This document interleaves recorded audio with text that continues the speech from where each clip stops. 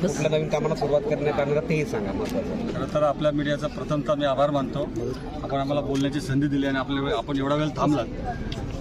आपल्याला मला असं वाटत नाही सांगायला पाहिजे का कळंबोलीमध्ये रवी भगत जो आहे त्यांनी काही कामासाठी कुठला अजेंडा घेऊन गेला आहे. अहोरात्र दिवस रात्र फक्त आणि फक्त कळंबोलीचा विकास हेच केलेला आहे. याच्यामुळे आपल्याला वेगळं सांगायला असं पाहिजे काही नाही. तर मला असं वाटतं याच ठिकाणी आपण बसल्यानंतर आपण सर्वच मीडियावाले इथं पाहिलं असेल. याच ठिकाणी मी आंदोलन आणि बेमुदत उपोषणाला बसलो होतो. त्या बेमुदत उपोषणाच्या माध्यमातून कळंबोलीतल्या बरेचसे कळंबोली गाव असेल इतर सगळ्याच गोष्टी असतील बरीचशी कामं ही मार्गी लागलेली आहेत. या ठिकाणी आपण पाहिलं असेल ज्या निवडणूक कार्यालय जो आहे या ठिकाणी तो निवडणूक कार्यालयाचा पण जो म्हणजे मंगळ कार्यालय जो आहे आमच्या समर्थ मंडळाला सुद्धा त्याची प्रोसेस जवळजवळ 99% झालेली आहे. म्हणजे असे अनेक काम आज रस्ते असतील, गावातील पाण्याची टाकी असतील, गावातील रस्ते असतील, सेवर लाईन असेल, ह्या इतर सर्वच कामं भारतीय जनता पार्टीच्या म्हणजे पक्षप्रवेश करण्याच्या अगोदर गेलं का तर एक लढवया कार्यकर्ता, लढवया रोकटोक बोलणारा, लढव्याच्या माध्यमातून बऱ्याचशा मी हे दिली आपल्या सर्वांच्याच चॅनलच्या मधून दिली. मला असं वाटत नाही का इतर कोणी कामं केली, पण हे मी सांगायला आवर्जून का सांगतो तर तुम्ही साक्षीदार द्या ठिकाणचे. आणि आता नव्याने जर विचार केला तर माझ्या प्रभागामधली फक्त 2 महत्त्वाची जास्त कामं आहेत. ती म्हणजे विकासाच्या बाबतीत एक तर होल्डिंग पॉईंट. मी पक्षप्रवेश केल्यानंतर दादांनी ताबडतोब तो मंजुरी दिला. हे क्रीडांगणचा म्हणजे ज्या पद्धतीनं क्रीडांगण या मुलांना खेळण्यासाठी पाहिजे. आपण एवढ्या वर्ष बघितलं जवळजवळ 30 ते 40 वर्षाला शिरकोणी बघतो क्रीडांगण आरक्षित करून ठेवलं आहे. परंतु मुलं त्या ठिकाणी क्रीडांगणाला जात असतात पण त्यांना ज्या पद्धतीचं एक प्रॅक्टिसला क्रीडांगण पाहिजे असतं तो त्या पद्धतीचं क्रीडांगण आहे. तिथं खेळणाऱ्याला एक चांगलं कर्तृत्व त्याला चांगल्या पद्धतीचं एक ॲडव्हान्सर भेटला पाहिजे. त्या पद्धतीने त्यांनी क्रीडांगण मंजूर केला. महत्त्वाचं म्हणजे या ठिकाणी कळंबोलीमध्ये जो होल्डिंग पॉईंट आहे कळंबोली प्रत्येक ठिकाणी या पाण्याचा साठा होता. आता आपण पाहिलं असेल यावर्षी पाणी साचलं नाही. त्या होल्डिंग पॉईंटला सुद्धा मंजुरी दिली आणि तिकडं जवळजवळ 105 कोटी रुपयाचा आदरणीय आमदार साहेब याच्यामधून मंजुरी दिली आणि त्या ठिकाणी आज जवळजवळ जे ट्रान्सफॉर्मर बसवलेलं पाण्यासाठी त्याच्यामुळे कळंबोलीमध्ये पाणी भरला नाही. आणि तो होल्डिंग पॉईंट जो आहे तो नव्याने ज्या पद्धतीने वडाला तलाव आहे त्या पद्धतीचा वडाला तलावासारखा हा एक कळंबोलीचा होल्डिंग पॉईंट आहे. म्हणजे कळंबोलीतला मार्केट रेट जो रेडी रेकनर रेट आहे ना तो सुद्धा त्या होल्डिंग पॉईंट सारख्या माध्यमातून क्रीडांगणासाठीमधून वाढणार आहे. त्याच्यामुळे अतिशय चांगल्या पद्धतीने कामाला मंजुरी दिली. अजेंडा खूप आहेत युवकासाठी. आज आपण पाहिलं तर या ठिकाणी IT क्षेत्र बनतोय, एअरपोर्ट आला आहे, महानगरपालिका नव्याने मिळते तर हजारो तरुणांना या ठिकाणी रोजगार मिळणार आहे. आणि रोजगार हा मिळणार आहे तर या ठिकाणी येणारी महानगरपालिका ही भारतीय जनता पार्टीची आहे. याच्यात तुल मात्र शेतकऱ्यांना अशा विकासाच्या सोबत असलेल्या पक्षात आम्ही जाणं पसंत केलं आणि आज त्यांच्यामधून वेगवेगळ्या पद्धतीने आदरणीय आमदार प्रशांतदादा ठाकूर याच्यामधून वेगवेगळे कामाला मंजुरी मिळते. एवढं आजच्या आम्ही एअरपोर्टचा तुम्ही मुद्दा काढला. विरोधांनी तोच मुद्दा उचलला की दिवा पाटील यांचं नाव त्याला द्यावं असे जे मुद्दे आहेत त्यांनी छेडलेले आहेत. या मुद्द्याचा कुठेतरी तुम्हाला फटका बसेल असं वाटते का? तुम्हाला सांगतो आता एवढा मोठा मी माणूस नाही आहे. साधारण दर्शकसाठी उभा राहिलेला आहे. एअरपोर्ट हा विषय वरच्या लेवलचा आहे. सरकार त्यावेळेस त्यांचं पण होतं. त्यांना इथली भूमिका सुचली नाही. मी बोललं नाही पाहिजे पण तुम्ही विचारला प्रश्न म्हणून सांगतो सरकारमध्ये ते होतेच ना. आपल्याला दिवापाटलांचं नाव देण्याला अडचण कुठे होती? विरोधकांकडून प्रचारामध्ये हा मुद्दा येणार आहे. मला म्हटलं आलं तर विरोधकांनी विचार केले आपण दिवापाटलांचं नाव देण्यासाठी ठराव का नाही घेतला इथे? दुसऱ्या कोणाचा ठराव घेण्यासाठी काय गरज पडली आपल्याला? घेतले काय? राजकीय लढा ही विकासात असावी, समाजकार्यात असावी. कुठेतरी तुम्ही शेतकरी कामगार पक्षाचा लाल बावटा सोडल्यानंतर आपले काका यांच्यावरती जी निवडणूक लढवण्याची वेळ आली तुम्ही जर सोबत असतात तर आणखी त्या निवडणुकीला मजा आली असती. काय सांगतात? खरं तर बघा कुणावर कसली वेळ येत नसते. याचा अजेंडा फिक्स आहे. माझा अजेंडा फिक्स आहे विकास.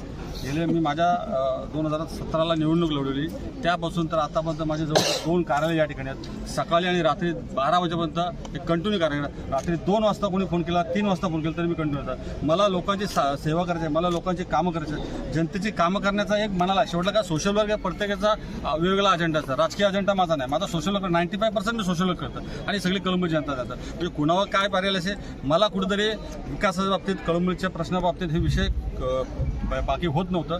ते कमी म्हणजे लोकांचे काम होण्यासाठी मी भारतीय जनता पार्टीचा अजेंडा तुम्ही प्रवेश केलाय परंतु मूळ जे भाजपचे कार्यकर्ते आहेत ते नाराज आहेत का तुमच्यावर? काही जणांना डावलले पण.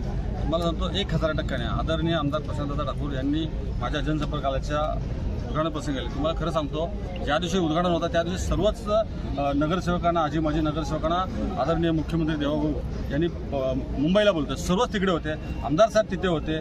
सर्वांना बोलून सुद्धा शेवटला इथे आपल्या कार्यकर्त्याचा, आपल्या नगरसेवकाचा जनसंपर्क आल्याचा आदरणीय आमदार साहेब तिथनं म्हणजे तुम्हाला 35 मिनिटाच्या अंतरावर आमदार साहेब या ठिकाणी पोहोचले, माझ्या कार्यालयाच्या ठिकाणी. आणि त्या ठिकाणी नंतर नगरसेवक झाले. आमदार साहेबांनी भाषणात सांगितलं का भगत साहेब, आपण या ठिकाणी पक्षप्रकारे आमचे कळंबळीत नाही तर पनवेलची लोकांना चांगलं झालं, पनवेलची लोकही खुश आहेत, त्याच्यामुळे नाराजगीचा विषय नाही. भारतीय जनता पार्टी सर्वच माझ्या बाजूने. दादा, प्रभाग 10च्या उमेदवारीमध्ये अशोक मोटेंनी खरं तर त्याग केला. खूप त्यांचा संघर्ष बघता येईल या ठिकाणी. त्यांनी स्वतःची उमेदवारी खालसा केलेली भारतीय आहे. जनता पार्टीचे कार्यकर्ता सच्चे कार्यकर्ताच आहे, म्हणून तर भारतीय जनता पार्टीमध्ये प्रवेश केला. मोठे साहेबांसारखा खाते त्यांनी उमेदच टाकली ना. जर आपल्या महायुतीमध्ये एकत्र होऊन जर आपल्या विकासाला चालना भेटत असेल, आपली महानगरपालिका आपल्या महायुतीची येत असेल, तर माझ्यासारखा कार्यकर्ता एक पाऊल मागे होऊन पुढे काम करणार. अशा तुमच्या पक्ष प्रवेशामुळे त्यांना थांबावं लागलं असं काही नाही.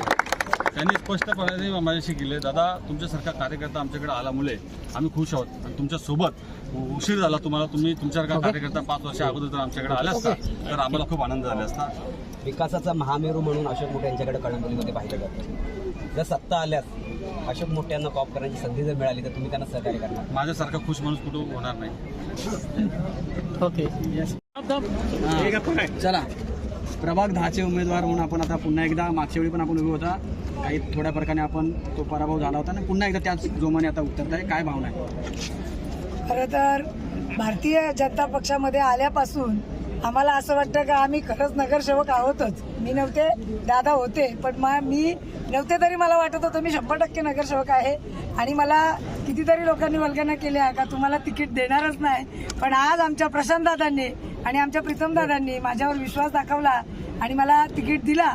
आणि माझी प्रभाग 10ची जनता 100% माझ्या पाठीशी आहे. आज मी प्रभागमध्ये फिरलेच नाही, पण तरी माझ्या माता भगिनी आज तुम्ही बघितल्या असत्या की न बोलवता एवढ्या माता भगिनी जर माझ्यासोबत आहेत.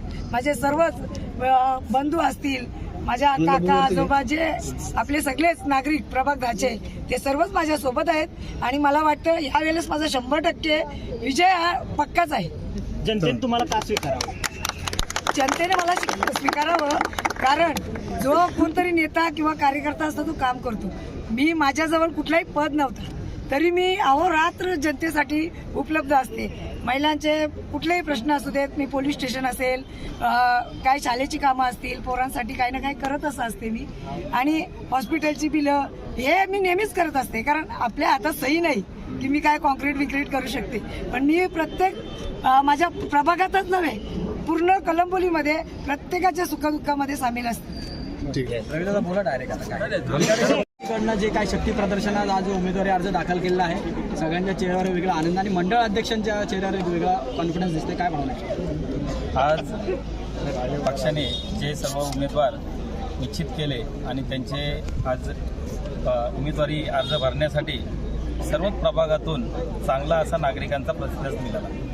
आज आमचे जे उमेदवार आहेत त्यांनी जी केलेली कामं आणि त्यांच्यावर टाकलेला विश्वास, त्याच्यामुळे आज जनतेने आज विजयाची पताकाच फडकवल्यासारखा आज आम्हाला प्रतिसाद दिलेला आहे. महाविकास आघाडीने आरोप केलेला आहे की यावेळी ठेकेदारांना कुठेतरी घरचा रस्ता दाखवायचा असे आरोप केला जिल्हाध्यक्ष सुदाम पाटील. आरोप करायला आता विरोधकांचं दुसरं कामच नसतो. विरोधकांना फक्त आरोप करण्याव्यतिरिक्त दुसरं काही त्यांच्याकडे शिल्लकच राहिलेलं नाही. परिस्थिती त्यांची अवघड झालेली आहे. आजपर्यंत देखील, आज सकाळपर्यंत त्यांच्याकडे उमेदवार देखील भरायला तयार नव्हते कोणी. आणि त्याच्यामुळं कोणतेही आता आरोप केल्याशिवाय त्यांना माहिती आहे, जनतेला देखील माहिती आहे की काय, कोणता पक्ष किती चांगल्या प्रकारे काम करतात आणि कोणते लोकप्रतिनिधी जनतेसाठी सातत्याने काम करतात. आज की कोणीही आलं आणि किती वल्गना केल्या तरी सुद्धा आज भारतीय जनता पार्टीचे जे उमेदवार दिलेले आहेत ते सर्व सक्षम असेच उमेदवार दिलेले आहेत. काय विजन घेऊन मध्ये आपण पनवेल महानगरपालिकेमध्ये होतात तरीही कळंबोलीवासियांना पाण्याचा प्रश्न मोठ्या प्रमाणामध्ये भेडसावत आहे. आपण असताना सुद्धा या ठिकाणी विरोधकांना असतील आपल्याला मोर्चे काढावे लागते. यासाठी पाण्यासाठी महत्त्वाची उपाययोजना काय असणार आहे? पाण्यासाठी महाराष्ट्र शासन असेल, MGP असेल, सिडको असेल आणि पनवेल महानगरपालिका यांच्या संयुक्त विद्यमान तिघांनी मिळून पनवेल महानगरपालिका नावाशेवाचा टप्पा 3 जो आहे त्यांचा तो पूर्णत्वास आलेला आहे आणि मार्च ते एप्रिलपर्यंत त्याच्यामुळं पूर्ण कलंबोली कामोटा खारघर वासियांना नक्कीच पाण्यापासून सुटका झालेली मिळेल. काय विजन घेऊन आपण ही निवडणूक लढवत आहात? नवीन काय करण्याची योजना आहे का? आज कलंबोलीसाठी आम्ही जे कलंबोलीतील युवा आहेत त्यांच्यासाठी सर्वात चांगलं असं क्रीडा संकुल sports complex sector 19 plot number 2C येथे आताच मंजूर झालेलं आहे ते मागच्या महिन्यामध्ये आणि त्याच्या जोरावरती आम्ही युवकांसाठी जे काय केलं आहे ते लवकरच जनतेसमोर येईल. महिला सक्षमीकरणासाठी तुमचे काय ठरवले का काय करणार? महिलांसाठी सातत्यानं केंद्र शासन असेल राज्य शासन असेल यांच्या माध्यमातून ज्या ज्या योजना राबवल्या जातात त्या योजना आमच्या सर्व लोकप्रतिनिधी असतील, आमचे सर्व कार्यकर्ते असतील, जशी लाडकी बहीण योजना असेल, आता ज्या रोजगाराच्या ज्या महिलांना घरघंटी असेल, शिलाई मशीन असेल, त्या देखील आता आम्ही पक्षाच्या माध्यमातून आणि केंद्र शासन राज्य शासनाच्या माध्यमातून त्या वाटप करण्यात आलेलं आहे. ओके.